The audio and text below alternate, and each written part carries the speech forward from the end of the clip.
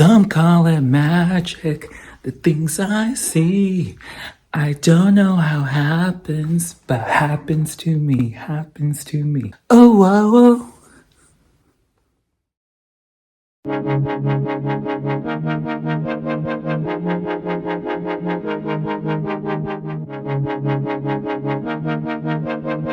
Now, hello, hello everyone. It's me here, Tyler here, the lovely boy here on this side of the internet, of course. Gracing on with my presence again, bringing you the lovely flair and air type of energies to y'all's viewing screen today, of course. Hopefully y'all are having a lovely day, but if not, hopefully I can bring that lovely energy to you again, of course so, because what day we're gonna have today? A lovely one, of course, as ever. So let's stay lovely and let's get into the video. So, wait everyone, yes, I know for this type of video, why am I my lovely, soft, and pink, lovely self for this type of video of a mature type of movie impression, type of light review of my honest opinions about this movie, of course. I don't know, I just really want to bring back my persona to the channel, of course, here and there, and maybe just about everywhere, you know, here on my channel. Of course, you're gonna have like my regular day in the life videos, of course, but I do want to translate that into when I become a full-time YouTuber and I can just work this get up, you know, for my actual dream job and things of that nature. But of course, on the side, I am pursuing new experiences, which I do have right now with my retail job as a sales associate cashier at my home improvement job right now. I go back for like training up in a few days to become an admin assistant one day. But besides that, if I do this before then it's a good done deal, of course. But be sure to like, subscribe, and maybe even comment to be part of the discussion if you would like to. Feel free to do so down below. Don't be shy, of course. And yeah, but yep. And of course, with y'all subscribing, y'all showing love and engagement, that'll get me further to my dreams of becoming a full-time YouTuber, because I want to be that 24/7 YouTuber that's always here for you guys, rooting for y'all, supporting y'all, like how you do me, my lovely supporters. Kisses for everyone. All right. So let's get into Evil Dead Burn. So I'll say right here, right now, I am very much desensitized. My innocence has flown away from me.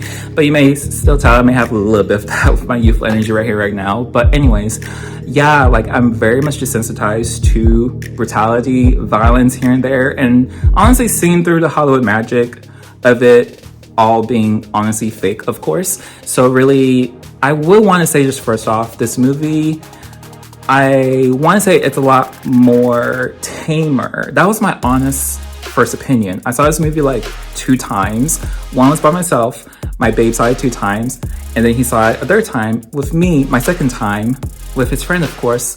And we kind of gave her like an early birthday present, which I didn't know it was her birthday like a day or 2 afterwards until my boyfriend checked it out, of course. And lovely energy out there that we're spreading to her, of course, and I love that, of course, that we're able to make her day. And she probably just thought about that, being like, oh my god, this is like an early birthday present, because she also loves horror movies too, and the Terrifier movies, just like my babes, and really did like this Evil Dead movie. And I want to say I did like this one too. So yeah, to me it was pretty tame when you compare it to the other films, in the sense of it didn't have the certain themes of like bodily fluids and things of that nature. Not really a lot of like vomit, piss, poo, defecation, things of that nature. You know, it really didn't have like really any of those things. So really, it really leaned on the torturing aspect of it. I was almost about to say, like maybe the slick torture aspects of it really went by quickly, but really what really stood out to me were like the kills of the movie and things of that nature. And yes, this will be a spoiler,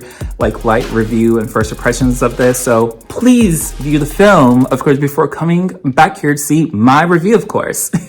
My handy dandy pink rose gold, but maybe just pink in a nutshell type of laptop here, I'm here to tell you the summary of Evil Dead Burn, of course. So Evil Dead Burn follows Alice, who seeks solace with her toxic, abusive in-laws at a secluded family home after her husband's death. Isn't that lovely? Okay, we can read between the lines. So for the people who have seen the movie, of course, getting into spoilers right here, right now, and just getting to the gist of what the movie was just all about.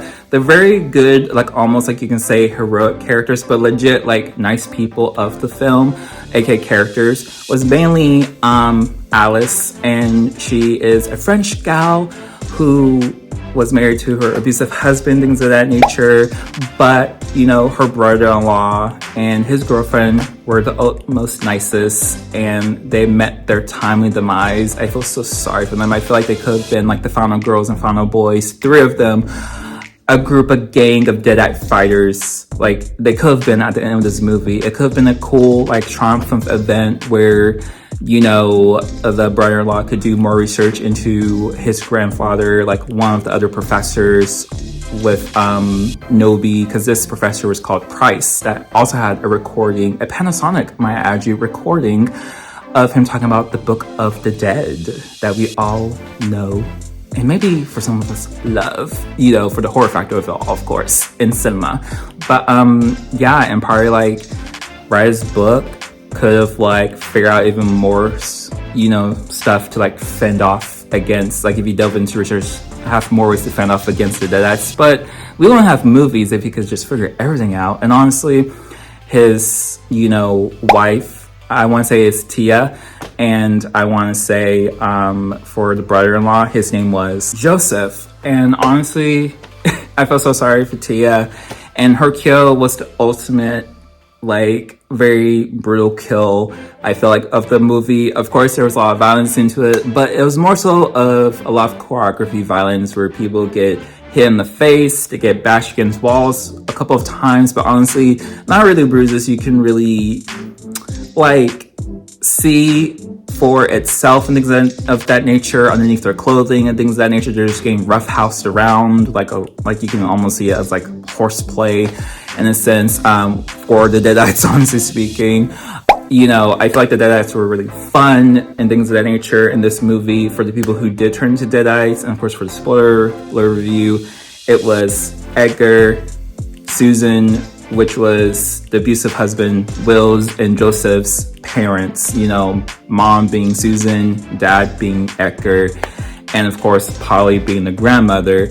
And of course the dog, there's a dog in this movie, it becomes a Deadite as well too. And of course, a scene with the dog at the dinner table, like, that's where the dog finally becomes a Deadite. And yeah, something does happen to the dog in order for it to pass to become a Deadite. So shield your eyes for that.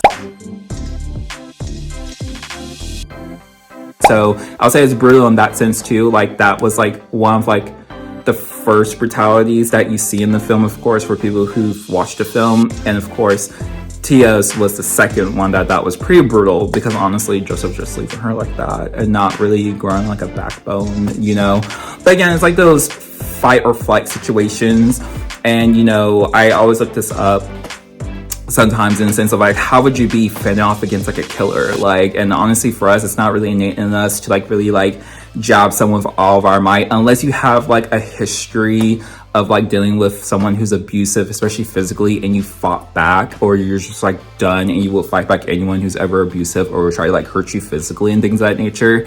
It's just, for me, I was really never in those type of positions. So it's kind of like I would feel like I would be the type of human to like not really hurt someone to that detrimental level, no matter how much of a threat they are. It would have to be like a constant, like, not like for a very long time, but like maybe like them trying to come at me once or twice, and they may like injure me like once, and that could probably do it for me to go all the way to like defend myself, especially when it's like the fight to the death type of situation, you know what I'm saying? But yeah, I feel like this film had pretty good CGI elements to it. Of course, it can look janky to some people here and there, so yeah, the film does have, you know, like a CGI budget here and there to make it feel more mystical and supernatural, like hell's coming to earth, the hellfires, because of the book, you know, because of the Book of the Dead. But I will say the book does not ever make an appearance in this. Of course, the actual book, just print out copies from the book pages, makes an appearance.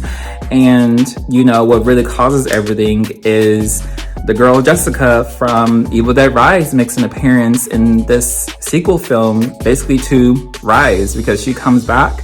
And of course, it's played by a different actress that I was like known by my babes, you know, after we seen the movie. And he did some research on Twitter and Facebook here and there from the actual directors themselves, and just look up the cast. And yeah, it's a different person, but how can you tell with all that makeup, you know?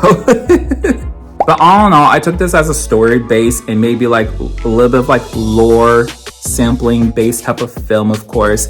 I have seen some different reviews, especially like an AI review that I thought looked kind of pretty neato visually of showing its roadmaps, but that was the only thing that made it clear to me that I think like this is what people talk about in Reddit forums and other forums, like movie forums and things of that nature, where it talks about like each film of the new era from 2013 coming forward to here and now, talks about different topics, and even to like the very first one, like the first one is about like romance and all that, you know, of loved ones, like kind of turning to deadites, you know, hell on earth coming to, you know, rain chaos and stuff and havoc to everyone. The second one was about like drug addiction, and of course the Rise one was about being a mom and family and stuff, and this one was pretty much about domestic violence, marriage, family, in-laws, and all that. And I really kind of like seeing that type of perspective because it puts a little bit more deeper story meaning into it for people who are interested in that, instead of like just looking for the you can say like the subsurface, like the top layer surface of things, where it's just like, it's just a movie, I just want to watch it. You know, and that's cool for people who want to be entertained, but sometimes I want something a little bit deeper for me to follow, almost like I'm playing like a video game. So it's like, you know what I'm saying? Yeah.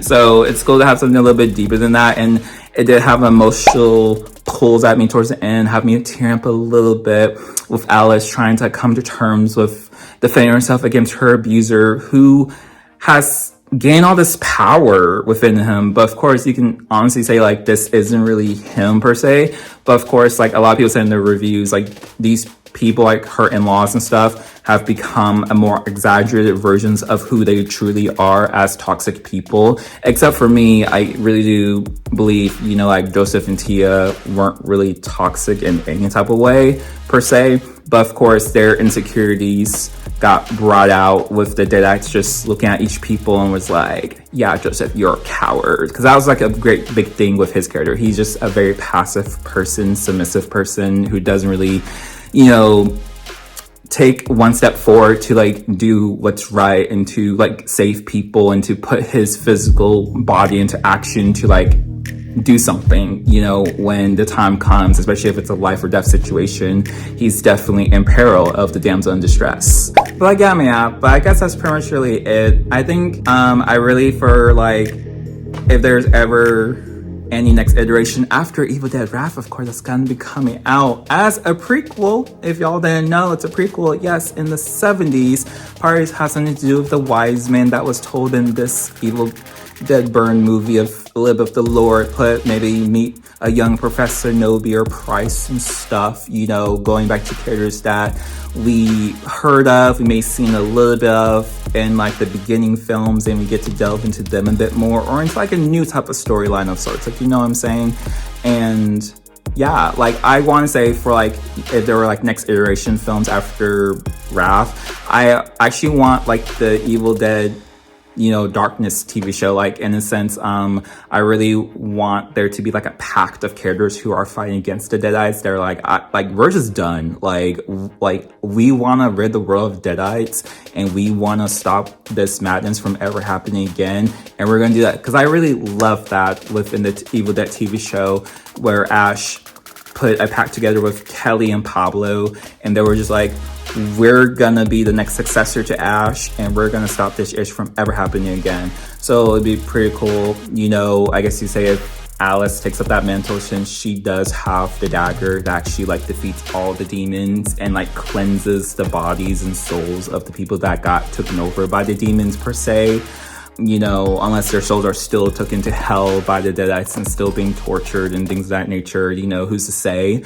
And like I said, that's one of the things like that kind of like torments me with dread about like the Evil Dead films, that they do their job perfectly, but something I really dislike and honestly hate, but it's just part of their mission, where it's like, when you think about a zombie movie, they're dead, they're gone, their body just reanimated like a cannibalized corpse and stuff that doesn't really have a subconscious no more, basically, of what you can assume. But when it comes to like Deadites and stuff like that, they're possessing people who can potentially come to and partly get the Deadites vanquished from their soul, because it happened in the TV show a couple of times, and maybe that's like continuity error here and there, or like, you know, and just like decapitate them, burn them, or bury them, just to like resuscitate them. From the 2013, a little bit of spoiler right there, but you probably seen this one if you're seeing this one and you really like Evil Dead here and there. But yeah, but you know, it's like, sometimes I wish there's like ways to save people who are Deadites, and I like that to be seen in films. I know they only did it once in 2013, but I like to see it a little bit again for only like select few characters, you know, that could get cleansed, because they've shown it's a proven thing, and it just hurts my heart knowing like they have to get decapitated, and it's almost like there's almost like that actual person is experiencing dying in this brutal manner while being possessed by the Deadite. And honestly, you know, I can't even think of them as already dead from how many like injury wounds that they should not be walking up and move around in. But that's because it's the mystical, quote unquote, what I assume powers of the Deadites controlling and reanimating their supposedly supposed to be dead bodies, you know. Or maybe in this one it's supposed to be like, oh, they are dead and they are reanimated like zombies in this type of version. But honestly, in past stuff, they don't really show it like that. You know, kind of like with the mom, she like kissed the dad and she didn't have to die to be reanimated, you know what I'm saying? So it's kind of like, maybe she could have been saved if there was a way to do so. But I'll just leave it at that though. But besides that, hopefully you all like this light recap review of sorts. And honestly, not even like, you know, like a recap of the whole entire movie, because I don't have enough like storage life on my phone to do that. Hopefully when I get my DJI camera, I can do so. But you know, these are my impressions. I'll say I love the film. I really do feel like it compares in a sense of the brutality, the violence, the torture, the impacts here and there. I'll say like when it comes to the grotesqueness, it's, you know, toned down a bit for that, which probably made it a little bit more tamer. No one peeing themselves. No one, that's seen in Evil Dead entries. No one vomiting on anyone like crazy, which I've seen in previous entries, or on the floor or anything like that while they're possessed by a Deadite, you know what I'm saying? Yeah, pretty much just violent, fun, entertainment in a horror movie like this. Almost like when you think of a hack and slash video game, it's Evil Dead. But besides that, hopefully y'all enjoyed this review, of course, and my personality to boot. But besides that, love everyone. Kisses to everyone, of course. Peace and love to everyone of the world, of this earth, of this rock that we live on, of course. And y'all have a lovely day. And I will too, of course, as ever. And besides that, y'all stay lovely. Okay?